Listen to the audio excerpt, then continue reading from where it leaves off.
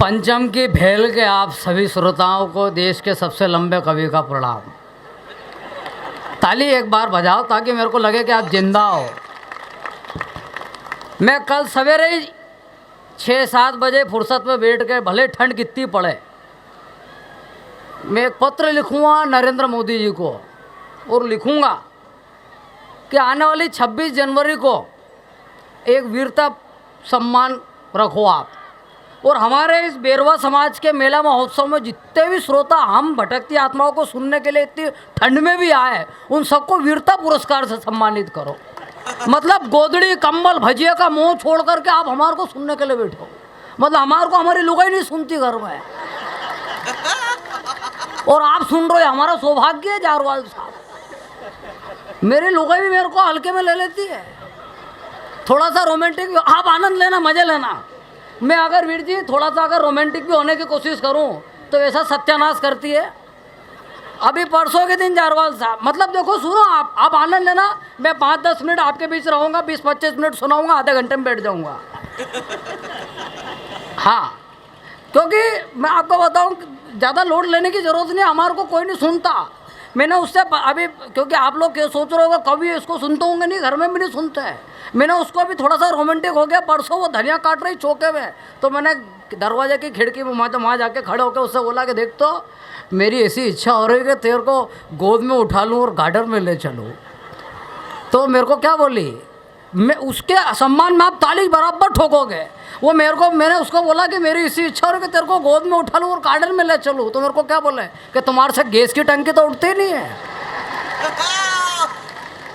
अगली बात में आपकी तालियां जरा उठेगी, तुम्हारे से गैस की टंकी तो उठती नहीं है। कल के दिन आटे की पोटली भी घर के दरवाजे से या चौके तक घसीट के लाए हो, मेरे को भी क्या घसीट के ले जाओगे क्या? मतलब हमारी हालत ये है, और आप हमारे को सीरियस लेने वाले हो, ऐसा मत लो आप। खैर, मेरे लिए बहुत अच्छे सम्मान और सौभाग्य की बात है साहब कि आदरणीय जो अंतर्राष्ट्रीय कवि हैं उनके बारे में कुछ कहना मतलब अतिशोक्ति हो जाएगी, क्योंकि हमारे मन में जो हृदय में उनके प्रति भाव है वो हम प्रकट भी नहीं कर सकते सर। जिनके पासपोर्ट पर कम से कम 30 देशों की सील मोहर लगी हुई है, ऐसे कवि जब हमको याद करते हैं आदरणीय गुरुदेव राजीव शर्मा सर, तो हमारा सौभाग्य होता। और जारवाल साहब, मैं दूसरी तीसरी बार आपके बीच में आ रहा हूँ। ये देखो आप, ये ढोल नगाड़ा बज रहे हैं। मतलब हमारे साथ संकट ये है कि पहले ही तो हमारे शरीर में जान नहीं है। मैं चिल्ला के आपको बोल रहा हूँ, क्योंकि आधे तो ये भोंगे ये बज रहे हैं। मैं आने में लेट हो गया 15-20 मिनट, तो ये भाटिया जी वगैरह वीर जी वहाँ छोले छोरी के बीच में झूले में मेरे को ढूंढ रहा है कि ये बच्चों में तो नहीं है कहीं। तो टोपा ऊंचा कर करके छोरा छोरी को देख रहा है कि झन्नाट। फिर मेरे को फ़ोन लगाया, तो मैंने तीसरी बार में टोका, मैंने कहा मैं यहीं हूँ गेट पे। और बोला मेरा बाप, मैं छोरा छोरी के टोपे उठा के देख रहा हूँ। मैं आपको क्या बताऊं, कवि सम्मेलन बहुत अच्छा है, आसिम भाई संचालन कर रहा है। ये माइक हाँ, माइक के बारे में आदरणीय सर ने बोला कि 5000 साल पहले माइक वाला यही तो हुआ यार। माइक वाले भैया, तुम्हारी शक्ल बिल्कुल मेरी लोगों से मिलती जुलती है यार। हाँ, एक नंबर। क्या बस इसका अंतर है कि तुम मूछ नहीं रखते हो, वो रखती है। हाँ, आनंद है। तुमने माइक बहुत अच्छा लगा रखा है, इसको मैंने मेरी साइज का कर लिया। भले 2-4 बार झटका मारना पड़ा, पर ये मेरी साइज का हो गया जी। नहीं तो पिछले दिनों वहाँ उज्जैन में फ्रीगंज चौक पर कवि सम्मेलन हुआ 4 दिन पहले। उसने वहाँ माइक ऐसा लगा रखा कि उसके हैंडल में जंग लगी हुई, अब वो हिले ही नहीं, वो टच से मस नहीं हुआ। निर्मल भैया कहाँ गए? निर्मल भैया, हाँ आप यही हो ना? हाँ, देखना हो, पेमेंट इधर ही फंसा पड़ा। हाँ, मतलब इधर उधर नहीं हो जाए, क्या दिक्कत है? आयोजक पे एक पे नज़र रखनी पड़ती है, कोई एकाध कम तो नहीं हुआ, नहीं तो हमारी सांसें ऊपर नीचे होती है क्या यार। पहले ही हाँ, ठंड का समय है तो नहीं, भगवान की सगन, ब्राह्मण को जो भी दोगे तो गजब खाऊंगा घर जा कर के ठंड में मैं, आपको भी पुण्य मिलेगा। तो माइक बड़ा अच्छा लगा रखा है, उसने ऐसे लगा रखा था वहाँ फ्रीगंज चौक पे कि उसके हैंडल में जंग लगी हुई, वो हिले ही नहीं। वो माइक 10 से मस नहीं हो, बिल्कुल नहीं हिले। लेकिन वो माइक वाला बड़ा चंट, वो क्या करता कि कोई लंबा कवि आ जाए तो माइक के नीचे एक ईंट फंसा देता। जुगाड़ देखो हमारे मालवा का। कोई और लंबा कवि आ जाए तो माइक के नीचे 2 ईंट फंसा देता। कोई और भी लंबा कवि आ जाए तो वो 3 ईंट फंसा देता। बात तो तब हुई दादा जब मेरा नंबर आया तो माइक वाला अपनी जगह से उठा ही नहीं, वो नीचे से ही बोला, बोले रोहित जी। मैंने कहा क्या है? बोले एक काम करो माइक के नीचे से ईंट हटाओ, तुम्हारे नीचे ही फंसा लो। तालियां बराबर उठाओ आप लोग यार, बहुत कंजूसी कर रहे हो तुम इंदौर के लोग। मेरे साथ संकट है, मैं आपको क्या सुनाऊं, मेरे साथ बड़ी विडम्बना। ये बहुत गजब के कवि बैठे हैं, सब कल्पना के कवि, दिग्गज कवि। मैं बहुत छोटा कवि हूँ, मैं इनका आगे कुछ भी नहीं हूँ। ये कल्पना के कवि है लेकिन मैं विडम्बना का कवि हूँ। मेरे साथ विडम्बना घटती दादा। पिछले दिनों की बात है, देखना मेरे लोग कितने मजे ले लेते हैं। हम ग्वालियर गए कवि सम्मेलन में, असीम भाई भी, मैं, हम 3 कवि और साथ में कवित्री, हम लोग 4 लोग वहाँ पहुँचे ग्वालियर। तो आयोजकों ने स्वागत करा, आइए आइए सर बैठिए। हम लोग बैठे, हम लोगों को बातचीत शुरू करो को 5 मिनट भी नहीं हुए कि वो जो कवित्री थी उन्होंने आयोजकों में से एक आदमी को जोरदार चाटा खींच के मार दिया। अब हम लोग सन्न रह गए यार। मैंने कहा मैडम चाटा क्यों मार दिया? अरे बोले बात ही इसी कर रहा है।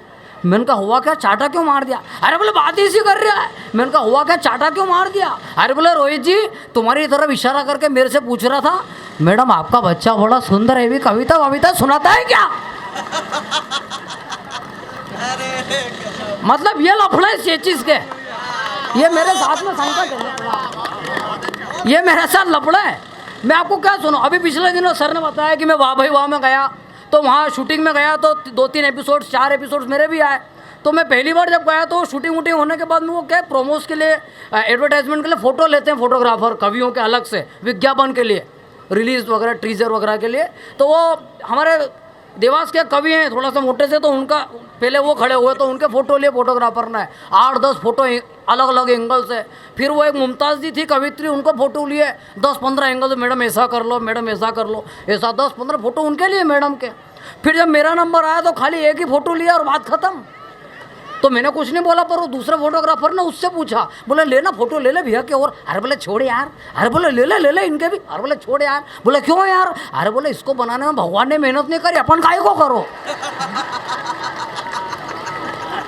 ये लफड़ा, मतलब इतना हल्के में ले लेते लोग। मैं आपको बताऊं मेरे साथ में घटनाएं नहीं दुर्घटनाएं घटती हैं। मतलब पिछले दिनों में उज्जैन में गया, श्रावण मास में महाकाल बाबा की सवारी निकलती है। आप लोगों को मजा आ रहा है कि नहीं आ रहा है? अब मेरे को भी आ रहा है। हाँ बराबर आनंद लेते रहो आप इंदौर के लोग। क्या टोपे समेत मेरा वजन 35 किलो है। ये मेरे जीवन की दूसरी दुर्घटना। तो मैं वहाँ बता रहा था कि श्रावण मास में मैं गया, वहाँ उज्जैन में महाकाल बाबा की सवारी निकलते तो बड़े भयंकर। तो मेरी 3 साल की बच्ची है, तो मैंने कहा चलो इसको भी दर्शन करा दें। तो मैं उसको लेकर के गया। ऐसे आश्चर्य से मत देखो, मेरी खुद की है, हाँ प्राइवेट प्रॉपर्टी। तो मैं उसको लेकर के गया बच्ची को, मैंने कहा चलो इसको दर्शन करा दे। तो सवारी भयंकर भीड़ हो रही, लटा लूम लोग सवारी देखने के लिए लूम पड़ रहे, बिल्कुल भयंकर भीड़ होती है। अच्छा मैं उसको गोद में ला रखा और उसको दर्शन कराने का सोच रहा। अच्छा मेरे को तो दिख नहीं रहा, उसको क्या दिखाऊं? तो मैं घुसने लगा भीड़ में। आदमी को नहीं सही साइड चीज़ मिलती तो वो आड़े तिरछे तरीके से चलता है। तो मैंने भीड़ में घुसने की कोशिश करी, तो आगे एक दादा खड़े हुए थे कुर्ते पजामे में। तो वो मेरे को चिल्लाते हुए बोले कि ए बेटा यहाँ कहाँ घुसे है भीड़ में, और ये बच्ची को तो घर पे ही छोड़ के आता है इसके मम्मी पापा के पास में। तो मेरा दिमाग खराब हो गया। मैंने कहा ओ दादा ये बच्ची का पापा मैं ही हूँ। तो उन्होंने मेरे को नीचे से ऊपर तक देखा और क्या बोले कि छोरी को लेकर भले मेरा माथे पे बैठ जा, पर कम से कम झूठ तो मत बोल। ये लफड़े हैं, मतलब बहुत हल्के में आ रहे। अभी थोड़े दिन पहले की बात। अच्छा इसमें मेरी क्या गलती है? अरे चेचिस की मेरी को गलती थोड़ी यार, भगवान ने। अच्छा देखिए साहब क्या है, भगवान ने, परमात्मा ने, आदरणीय सर, भगवान ने विश्व को, संसार को बनाया तो भगवान को अच्छा लगा कि मैंने सृष्टि बनाई। भगवान ने जब मनुष्य को बनाया तो भगवान प्रसन्न हुआ कि मैंने एक मनुष्य को बनाया, कृति बनाई। लेकिन जारवाल साहब जब भगवान ने मेरे को बनाया तो भगवान ठहाका लगा के हंसा और बोले मजा आ गया। तो किसी ने पूछा, बोले कि क्या हो गया भगवान, आपने तो इतने सारा इंसान बनाया, इसको बनाया तो क्या मजा आ गया? तो भगवान क्या बोले, अरे बोले देख तो सही, मटेरियल थोड़ा सा लगा लेकिन आइटम कितना जोरदार बना। मटेरियल थोड़ा सा लेकिन आइटम। घटना है, दुर्घटना है। अभी और सुनो, आप आनंद लेना। मैं आपको कविताएं क्या सुनो, मेरा जीवन ही एक कविता है। अभी क्या हो गया, माइक में दिक्कत है, ये चल रहा है कि नहीं चल रहा? बोलो जरा। अरे उसकी आवाज नहीं आ रही है, आवाज कर दो। हाँ ये आवाज शुरू होते यही खत्म हो गई है, जैसे कि मेरा शरीर शुरू होकर तो ही खत्म हो गया कि नहीं? हेलो। तो वैसे आप ठीक है? हाँ इको नहीं आ रहा है इसमें, तालियां बजा दीजिए एक बार। हाँ थोड़ा पास में आ जाओ और घुस जाओ माइक में। इको अब और क्या करे बापड़ा, वो भी इको बढ़ाओ इसका, इको थोड़ा सा, मेरा नहीं इसका। अरे पिछले दिनों वहाँ देवास में कार्यक्रम हुआ, तो देवास के पास में कौन सा गांव है यार, नाम भूल रहा हूँ, क्षिप्रा के इधर। तो मैंने वहाँ गांव का कार्यक्रम था, तो मैंने उस माइक वाले को 3 बार बोला और मैंने कहा इसका इको ख़त्म कर दे, इसका इको ख़त्म कर दे। गांव का था बापड़ा, मैंने माल भी बोला, मैंने कहा इको ख़त्म कर दे। तो पास में आके जब मैंने 3-4 बार बोल दिया, तो चौथी बार में मेरे पास आके बोला, बोले कीके ख़त्म कर दूँ। और मैं कहा मेरे बाप में इको ख़त्म करने की। तो लोग क्या है कि बड़ा एबले हैं यार। हमारे इंदौर का आदमी बहुत मस्ती, मैं एक ऑब्जर्वेशन देता हूँ, इंदौर का आदमी वो होता है, देखो हम लोग इंदौर का आदमी क्या होता है, वो खुद की चिंता नहीं करता है। यहाँ सब पंचम की फेल के ना आसपास के लोग खड़े हुए हैं, इंदौर के नरे लोग आए हुए, सब इंदौर के ही हैं। इंदौर का आदमी वो होता है जो खुद की परवाह नहीं करता है, दूसरे की चिंता ज़्यादा करता है, फोकट में ही दूसरे की जबरन चिंता करेगा। रमेश भैया क्या बात है यार, 3 दिन हो गए तुम्हारे गैस की टंकी अभी तक नहीं आई यार, तेरे को क्या लेना देना है यार? क्यों यार, वो मुकेश के फूफा जी तीसरी लहर में गए थे कि दूसरी में? तेरा बाप कौन सी लहर में गया था वो तो ध्यान रहा। जबरन नहीं, मैं एक ऑब्जर्वेशनल पॉइंट हूँ साहब, ऑब्जर्वेशन देता हूँ, बहुत बारीक चीज़ है। मैंने जो ऑब्जर्व किया, अगर मज़ा आए तो तालियां उठाना, जरा आनंद लेना। मैंने मतलब अभी नहीं, एडवांस पेमेंट मत करो। तो घोले नहीं चाट जाओ यार, भजे भी नहीं बनने दो। एडवांस पेमेंट नहीं, पहले सुनो तो सही। इंदौर का आदमी वो होता है साहब कि जो एक हाथ से बाइक चला रहा है, मोटरसाइकिल चला रहा है, एक हाथ से बाइक चला रहा है, दूसरे हाथ से आटे की पोटली पकड़ रखी है, मुंह में विमल का गुटखा चल रहा है, कान में मोबाइल चल रहा है, और इतना सब कुछ झंझट होने के बावजूद वो दूसरे गाड़ी वाले को राय देना नहीं भूलता है, भाई साहब साइड स्टैंड ऊंचा कर लो आपका। मैंने ऐसे ऐसे लोग देखे, अगली बात में आपकी तालियां उठेगी, मैंने ऐसे ऐसे लोग देखे जिनके घर में उनकी लुगाई के साथ में इसी बात को लेकर झगड़ा होता है कि क्या बात है, आप मेरी साड़ी की तारीफ तो करते ही नहीं हो, कभी मेरी साड़ी की प्रशंसा तो करते ही नहीं हो। ऐसे ऐसे लोग सड़क पे गाड़ी चलाते हुए दूसरे की लुगाई को राय देते हुए मिलते हैं, भाभी जी ये साड़ी का पल्लू ऊपर कर लो, टायर में आ जाएगा। और अगली बात पे तालियां डबल उठाना, अगर वो भाभी जी यूं बोल दे कि थैंक यू भैया धन्यवाद, तो क्या बोलेगा, और भाभी जी धन्यवाद क्या तो अपना घर की बात है। ऐसे एबले हैं इंदौर के लोग, इतना खतरनाक है।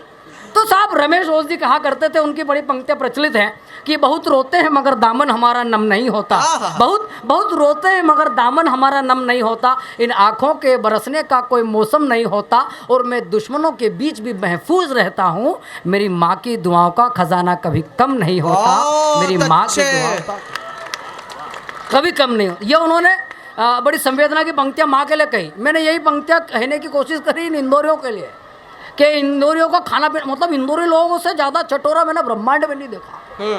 हाँ, और इनके चटोरे पने पे मैंने इन पंक्तियों को थोड़ा सा मोड़ा है, गुस्ताखी करी, आनंद लेना कि बहुत खाते हैं मगर पेट हमारा लमसम नहीं होता, कितना ही खा लो। मतलब सुबह सुबह आदमी सुबह खाए वो तो समझ में आता है, रात के 12 बजे भी पोहे खाने जाते हैं लोग यार, इतने खतरनाक। बहुत खाते हैं मगर पेट हमारा लमसम नहीं होता, इन इंदौरियों के खाने का कोई मौसम नहीं होता, और मैं भुक्कड़ों के बीच भी बेफिक्र रहता हूँ, मेरे सराफे का खजाना कभी कम नहीं होता, मेरे सराफे का खजाना। क्या बात है। जितने भी अच्छे चटोरे लोगों ने ताली बजाई, मैं धन्यवाद देता हूँ। नहीं यार, ये इंदौर लोगों की मस्ती है, आनंद है। हमारा का खान पान बड़ा फेमस, आप खाते पीते लोग हैं। आइए मैं एक कविता रख करके स्थान ग्रहण कर लेता हूँ, क्योंकि लंबा मंच है। आदरणीय जो भी हम लोगों के आगंतुक कवि, अतिथि कवि, उनको भी हमको सुनना है। आप लोग तो बहुत अच्छा सुन रहे हो। शिवा भाई हमारे बीच में बैठे, क्या हो गया, कौन सी वाली है? अच्छा वो बाटली वाली, हाँ वो भी सुना देंगे यार, नरी बहुत सारी है, मेरे को याद नहीं रह रही। आओ जी आप भी बैठ जाओ, आओ बच्चों सब भी आ जाओ। आप लोग सही साथ टाइम पर आए, हमने जल्दी शुरू कर दिया था। हाँ हम और क्या, अपन को किसी को क्यों बोले, बैठ जाओ आप, विराजमान हो जाओ। पिछले ये तो ठीक है, भीड़ आपकी अच्छी है जारवाल साहब, आपने व्यवस्था बहुत अच्छी लगा रखी है। नहीं तो पिछले दिनों एक जगह कवि सम्मेलन हुआ तो उसमें एक चीज़ और करी थी, वो आप अगली बार और करना, क्योंकि भीड़ बढ़ जाएगी। पिछले दिनों वहाँ निम्बाहेड़ा में कार्यक्रम हुआ तो ऐसे ही टेंट भोंगे चोंगे सब लगाए थे उन्होंने, लेकिन भीड़ पीछे तक थी खूब। तो उन्होंने इसके साथ में क्या करा, भोंगे चोंगे के साथ में आखिरी के श्रोताओं को 150 लोगों को दूरबीन दे दिए थे। आप समझ गए काहे के लिए, ताकि मेरे जैसा खड़ा हो तो पीछे वाले देख सके बापड़े। नहीं तो कितनी बार लोग कहते हैं, अगर बोला कविता तो सुनाई में दे रही है, कवि दिख नहीं रहा हमारे को, संकट ये है। मैं एक कविता पढ़ता हूँ आपके बीच, आप आनंद लेना, मैं स्थान ग्रहण करूँगा उस कविता को पढ़ के। स्वागत भैया। आप लोग तो अच्छा सुन रहे हो, तालियां भी बजा रहे हो। नहीं तो पिछले दिनों एक कार्यक्रम हुआ भोपाल में, वहाँ श्रोता बहुत बैठे हुए ताली बजा रहे हैं, लेकिन बीचों बीच एक सेठ जी बैठे हुए वो ताली नहीं बजाए, घूर घूर के देखे। उनका नौकर बैठा वो भी ताली बजा रहा, पर वो घूर घूर के देखे। तो मेरे को, अच्छा मैं नाम नहीं लूँगा, नहीं तो आप समझ जाओगे कि मैं अग्रवाल साहब की बात कर रहा हूँ। अपन किसी का नाम काहे को ले हो, तो वो ताली नहीं बजाया, सुमड़ा जैसा देखे। तो मैंने पास में जाके पूछा, उनको सेठ जी तुम्हारा नौकर ताली बजा रहा है, वो भी मजे ले रहा है, आप सुमड़ा जैसा देख रहे हो, ताली नहीं बजा रहे हो, क्या बात है यार। तो सेठ जी ने ताली ना बजाने का क्या कारण बताया, मैं आपके बीच रखता हूँ। सेठ जी बोले स्वागत। कि सेठ जी बोले कि मैं तो खूब बड़ा आदमी हूँ, तालियां बजाना मेरे नौकर का काम है। हाँ बताओ, इसके लिए भी रख रखे कि सेठ जी बोले कि मैं तो खूब बड़ा आदमी हूँ, तालियां बजाना मेरे नौकर का काम है, हंसने मुस्कुराने की भी फुर्सत नहीं मुझे, मंदिर भी जाना मेरे नौकर का काम है, कि बीवी को घुमाना हो या बच्चे को पढ़ाना हो, या कि बीवी को घुमाना हो या बच्चे को पढ़ाना हो, या मेरा कान भी खुजाना इस नौकर का काम है। तो मैंने पूछा ये दो बच्चे भी तुम्हारे ही हैं खुद के, या फिर ये भी तुम्हारे? तालियां बराबर उठाओ आप लोग, ताली नहीं बजा रहे। बहुत अच्छा रोहित, वाह। आप लोगों को प्रणाम करता हूँ। आइए, मैं केवल 1.5 मिनट की एक कविता पढ़ करके स्थान कर लेता हूँ। बहुत अच्छी वो कविता इसलिए आवश्यक है, राजीव सर का आदेश था कि उस मार्मिक कविता को आप जरूर पढ़ना। सर के संचालन में मैंने जब कविता पढ़ी तो बहुत सारे लोगों ने आशीर्वाद दिया। एक सेठ जी उठ कर के आए और उन्होंने मेरे को एक 2 तोले की चेन मेरे को गिफ्ट दी। मैंने आशीर्वाद लिया उनका, मैंने कहा साहब बहुत बहुत धन्यवाद। जब इंदौर वापस आया मैंने सोचा कि सुनार से चेक कराओ कि 2 तोले की है भी कि नहीं। तो मैंने जाके चेक करे, मैंने कहा लो सोनी जी चेक करो। तो उन्हें चेक करी, बोला सही 2 तोले की। मैंने कहा मज़ा आ गया यार, कितने की होगी ये? बेचे मान लो कितने पैसे कितने आ जाएंगे? बोला कि 25 रुपये। मैंने कहा क्यों? बोले नकली इतने की तो आती है। तो हमारे साथ क्या श्रोता भी बड़े चंट होते हैं, कई बार चालाक हो जाते हैं। मैं एक कविता पढ़ता हूँ, उसका शीर्षक है माँ का दूध। मैं आपके बीच पढ़ करके स्थान ग्रहण करूँगा। कविता में अगर कई हास्य व्यंग्य के साथ चिंतन का दीपक प्रज्वलित होता हुआ मिले तो आपका आशीर्वाद चाहूँगा। एक बार तालियों से आदेशित कर दिए। मैं रचना पढ़ करके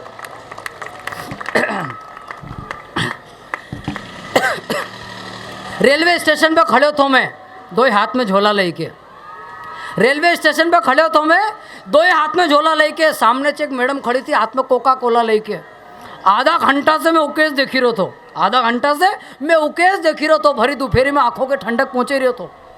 तभी भड़बड़ाती हुई आई लोह पथगामिनी ट्रेन, तभी भड़बड़ाती हुई आई लोह पथगामिनी, छम करेगी ऐसे रुकी जैसे स्वर्ग की दामिनी। खाली सीट देखी ने लोग बंदर जैसा लपकी रहा था, ने जरा जरा सा बच्चा तो खिड़की में से टपकी रहा था।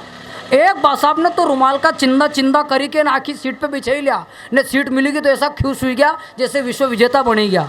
मैं भी वो सूक्ष्म शरीर लेके जैसे तैसे भरायो, ने खड़ा रेवा कोई एक प्लाट मैंने भी बुक करायो। पलक झपकता आंखों डब्बो भरेगी हो न, मैं तो गुग्गू जैसो देखतो ज रहेगी हो। आखिरकार वह ट्रेन चली ने डब्बा में बंद हुई खलबली। भीड़ तो ऐसी क्या गर्दन भी आई से वहीं नहीं हुई थी, भीड़ तो ऐसी क्या गर्दन भी आई से वहीं नहीं हुई थी। ने तुम्हारी सौगंध ऐसा टाइम पे हमारे जोरदार लघु शंका ही रही थी। वो भगवान तो हमारी ऐसी की तैसी करने पे अड़े हो तो, पर मैं जैसे तैसे अणी झरना का प्रवाह के रोकी ने खड़े हो तो।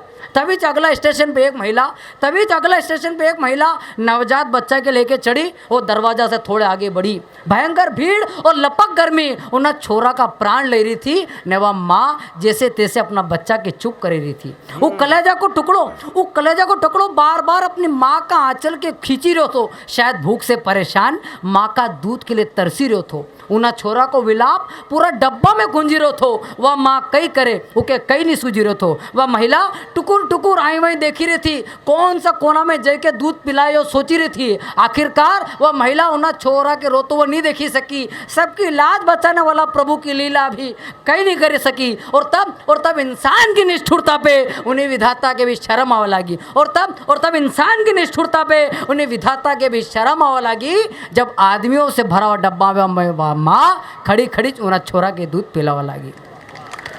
आखिरकार मार से रेवायो नहीं, यो विकट दृश्य मार से देखा हो नहीं, अपना रुमाल से थोड़ी आड़ करवा लाग्यो, उन्हें छोरा का मुंह पे उड़ावा लाग्यो। तभी चुनी महाशय ने ऐसी बात बोली, तभी चुनी महिला ने एक ऐसी बात बोली कि शर्म से पानी हुई बैठा हुआ लोगों की टोली। वह बोली कि मत ढाको भैया बदन के उगाड़ो रहने दो, वह बोली कि मत ढाको भैया बदन के उगाड़ो रहने दो, इन पढ़े लिखे गवारों के यो सब देखने दो, क्योंकि शायद यो स्तनपान देखी कि इनकी आत्मा के शर्म ही जाएगा, क्योंकि शायद यो स्तनपान देखी कि इनकी आत्मा के शर्म ही जाएगा और इनके अपनी माँ का दूध में मिला हुआ संस्कार याद ही जाएगा और इनके अपनी माँ का। बहुत बहुत धन्यवाद।